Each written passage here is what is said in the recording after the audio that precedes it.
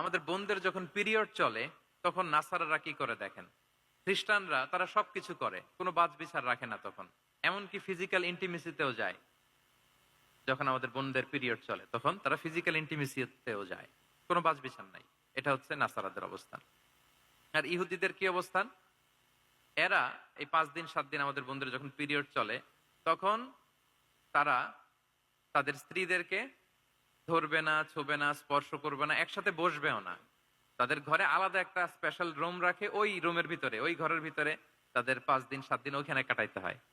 তোমরা আবার সুস্থ হলে তারপরে আসবো। দেখেন, একদল খুব বাড়াবাড়ি করলো, আরেক দল ছাড়াছাড়ি করলো। কিন্তু আমাদের ইসলামে আমরা ব্যালেন্স, যে বোনদের যখন পিরিয়ড চলে হাজবেন্ড ওয়াইফ তখন স্বাভাবিক মেলামেশা, কথাবার্তা, ঘরের টুকিটাকি কাজ সবই করতে পারবে, ইল্লাল জিমা, যেটা আমরা ফিজিক্যাল ইন্টিমেসি বলি, ওইটা ছাড়া আমরা সবই করতে পারবো।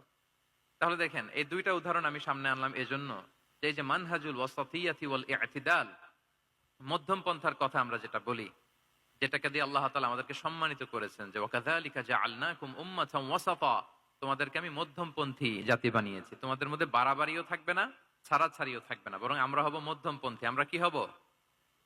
কি হব? কিছুদিন আগে বোধহয় দেখলাম ওই যে ছাত্ররা যে দল করতেছে ওইটাও মধ্যমপন্থা নাম দিয়ে দিছে।